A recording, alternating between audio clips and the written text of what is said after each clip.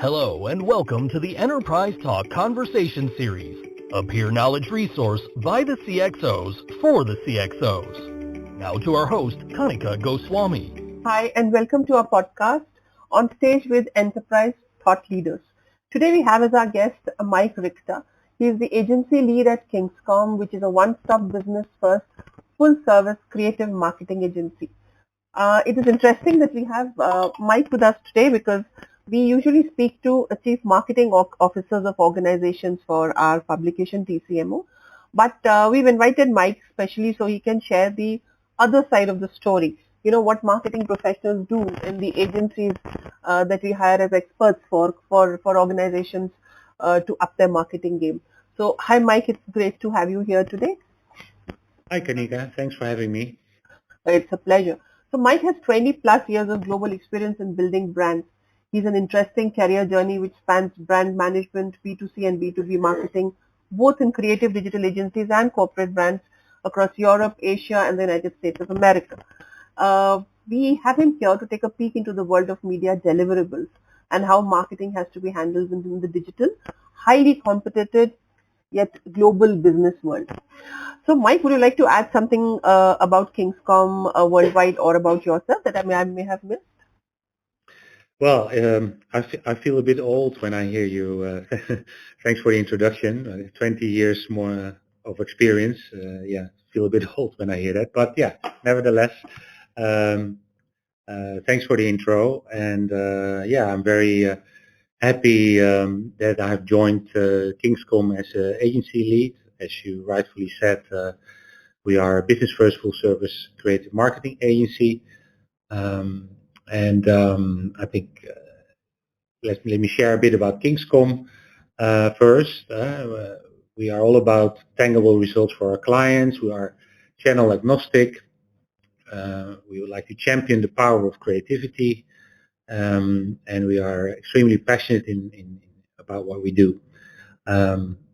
It's not unique, but it's who we are, right? And I think when I joined, I sat down with our CEO Samir Detta, and to sort of strengthen our own brand strategy. And I think what stands out will be our vision, which is that we would like to restore the balance between shortism and versus long-termism, right? For example, versus branding and performance. Both are important. It depends what kind of organization you are, but if either branding is more important versus performance marketing is important. But I think there's a misconception, especially for B2B brands, that purchase decisions are mostly rational decisions. And I tend to disagree there. I think fact of the matter is that humans are humans, whether they are in a B2B company or B2C company. There's not much difference between B2B versus B2C in that sense. And I think in B2B companies, the decision-making process is also based on emotion, as well as on ratio, but also on emotion. And there are studies showing that emotional communication is actually 7 times more effective than rational communication. So at Kingscom, we will push this narrative, show our clients and prospects, especially in the B2B space, that that's worth to invest in branding and marketing, not only in more short-term sales activities. And when you invest in branding and marketing, your sales activities will also become easier, more efficient, and more affordable. Right. So, could we start with the first question for you, Mike? Sure. So, Mike, with the experience that you get to Kingscom worldwide, what would you like to do to ensure uniqueness at the agency here? Okay, that's a good question. So at Kingscom, right, we're all about, we're business first. We're all about our clients. We would like to become the best client-centric agency in the world. We were channel agnostic. We champion the power of creativity. We're full service, extremely passionate about what we do. We love what we do. However, that's not unique, but it is who we are. I thought, just wanted to share that. I think what is unique, what ensures uniqueness at Kingscom is our vision. At least for this part of the world where our global hub is in Singapore in the APAC region. And that's that we would like to restore the balance between short-termism versus long-termism, right? Versus branding and performance. Both are important, and it depends on what kind of organization you are, but which of the two is more important. But most organizations have to be active on both sides of the spectrum, branding and performance. But if you focused on B2B companies, there's in my opinion, a misconception that B2B companies purchase decisions with regards to B2B companies are mostly rational decisions. Decisions-based. And the fact of the matter is that humans are humans. There's not much difference between business to business versus business to consumer. Purchase decisions are made because of emotion, and that is more important than ratio, especially in the B2B decision making. And there's a study showing that emotional communication is 7 times more effective than rational communications. So at Kingscom, we'll push that narrative, and especially in the APAC region, especially in the B2B space, show our clients and prospects that it's actually more beneficial for them to also, next to their digital marketing activities, to also invest in branding and marketing. And when they do that, that's more of a long-term investment, but then their short-term sales activities will become more efficient and more affordable. Right. And how do you plan to leverage technology and technology tools to stay, unique in a way and to offer differentiated services to your clients?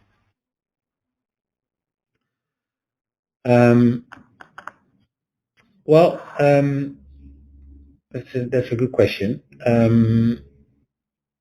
What I would like to say about this, right? About the impact of the digital transformation of marketing, and how it affects creative part of the business and the tools, the technological tools that come along with it.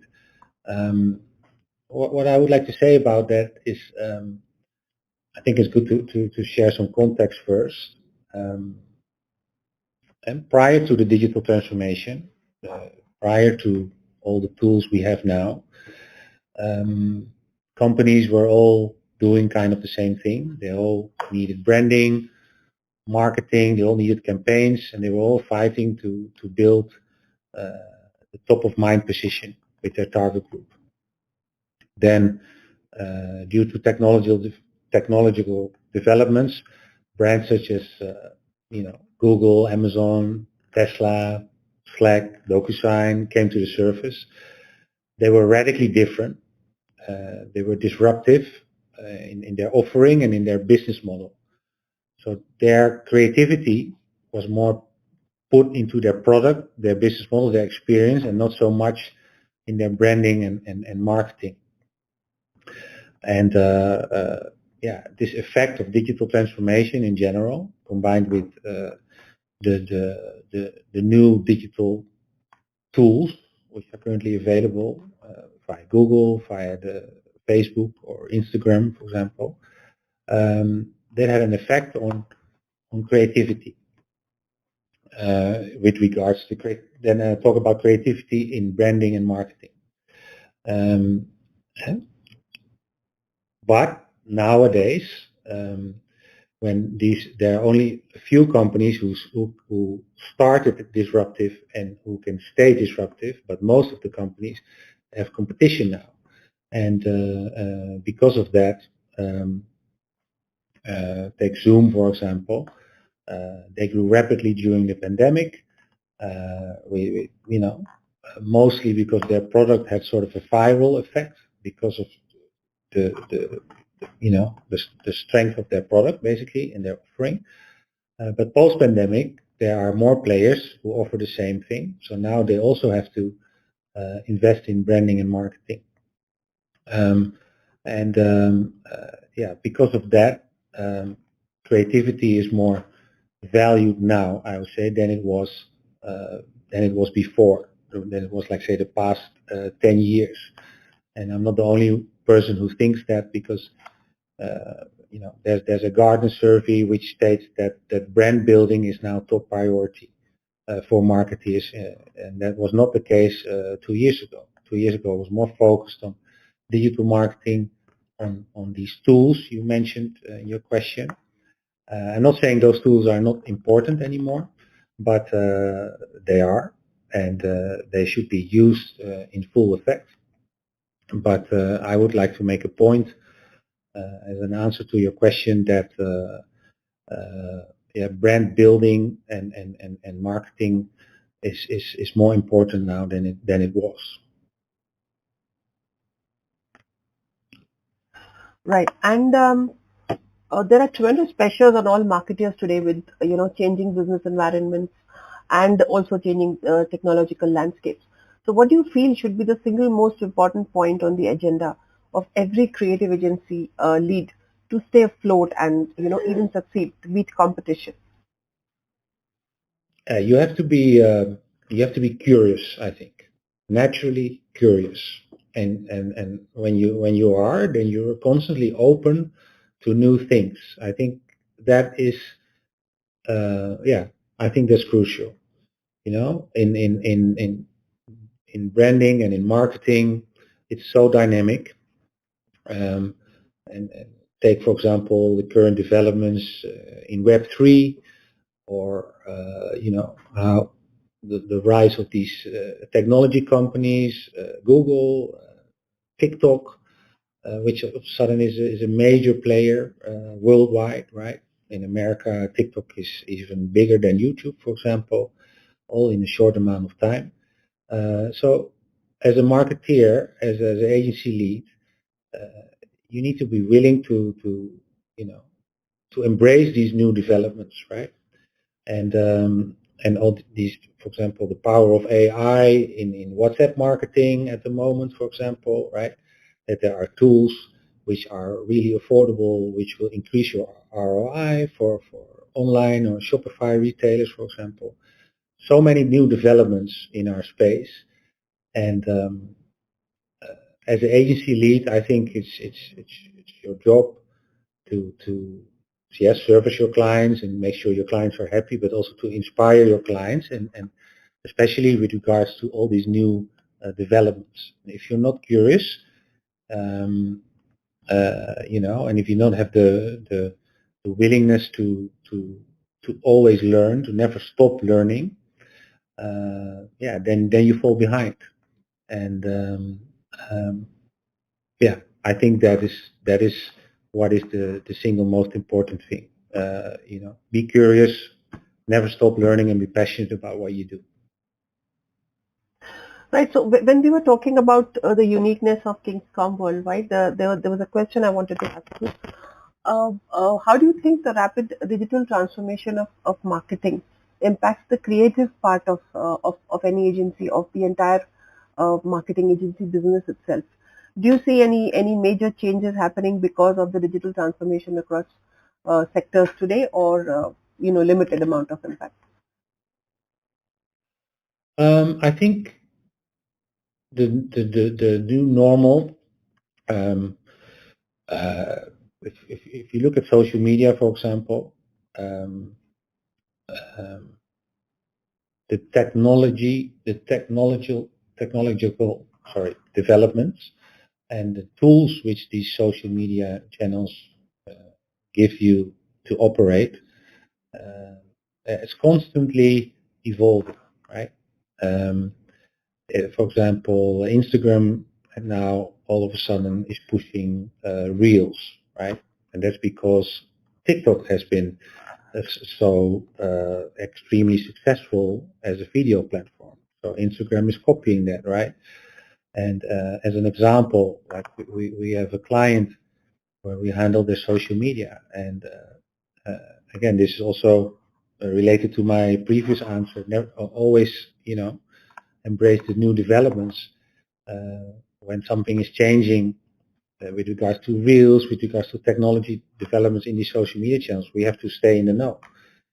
TikTok, for example, has, we just had the discussion today, has some incredible tools to, offers templates so you can create your, videos in a very engaging way. And those tools are free, and you can actually share those tools on other social media channels, right? So that's actually pretty smart. So then you can think, okay, so I make use of that technology, and then some promotional video or post on TikTok, I just share it directly from TikTok on Instagram, for example, or I save the video and then I share the video from my desktop on Instagram, for example.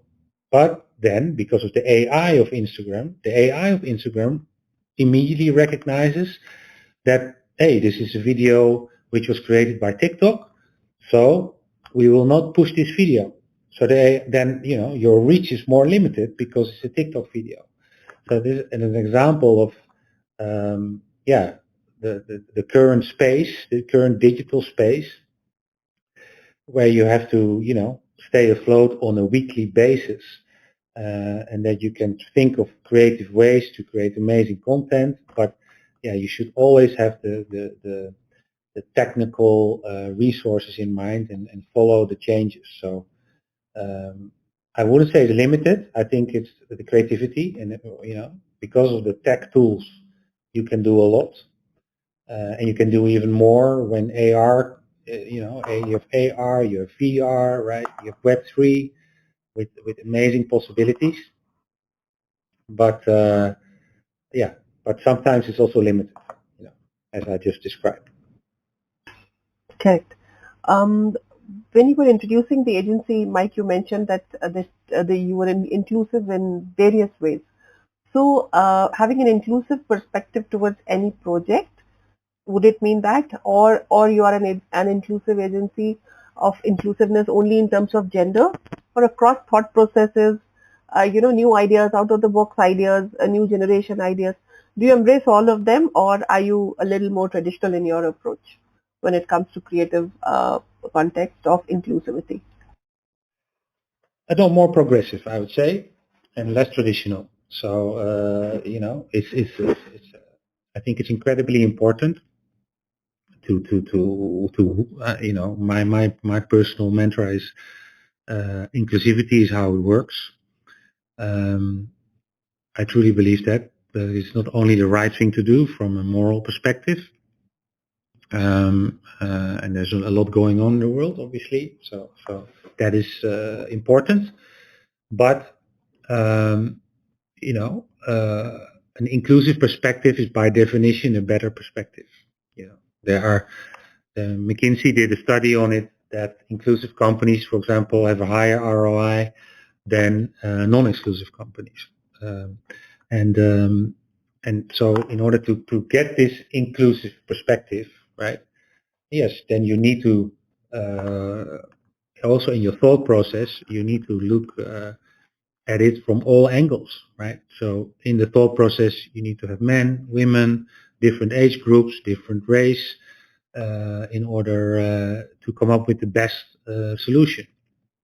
And that's what we are trying to do. For example, in one of my previous jobs, I had a talk with the CEO, and he read this book about inclusivity, which was quite, and he shared this story that Volvo, the car manufacturer from Sweden, who's one of the most reliable companies in the world when it comes to their products and their image about their cars, right?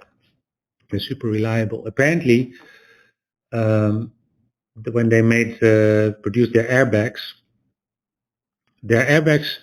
and therefore their cars were more safer for men than for women. Because they built it in such a way, because the men are bigger in terms of height than women. Those airbags were built in such a way that it was safer for a man to sit in a car than for a woman. So this example always, I always remember this, and I always share this story to make a point about why inclusivity is important. Because if they had an inclusive thought process, this would not have happened, right? Then somebody would have said, "Oh, and how about the women?" And and now it was a costly affair where they had to redo it, etc. So inclusivity is how it works. So this is in terms of genders. Now, for instance, if you had some some really young or some people working in your team that are that have been there in the industry longer than you have, sorry, how open would you be to their creative opinions to offer to your clients or to people you are speaking with? Right. Yeah. No, I'm definitely open. I at Kingscom, and this is also how I've worked in the past. I try to create an open working culture where everyone can be creative and everyone can speak freely, I would say. And especially in the ideation process, it's always good to have you as a creative, you can be so caught up at some point in whatever you've created, whether it's a video or a campaign or a tagline, then it actually improves the process, it accelerates the process. If a strange pair of eyes look at it, and ideally, different people look at it, different gender, different age group, to get the perspective. Sometimes because they actually look at a tagline, for example, and they react instinctively without really knowing the briefing or whatnot. And so that helps. And although sometimes it can take a bit longer, the process, but it's necessary to do that, because I truly believe that, and that has definitely some of the best work I've created were created based on these principles. That we created a campaign proposal, it's done, and before it goes to the client, we share. For example, one of the projects I'm really proud of was a project I created for Johnson and Johnson, and this was when I was in the Netherlands. We were asked to change the perception for young people having a psychosis. If you Google psychosis, all you see, is dark colors, gray colors. There's a misconception that you are a serial killer when you have suffer from psychosis, which is not the case. It's the perception, but it's not reality. If you have a strong social support system, you can actually manage it quite well.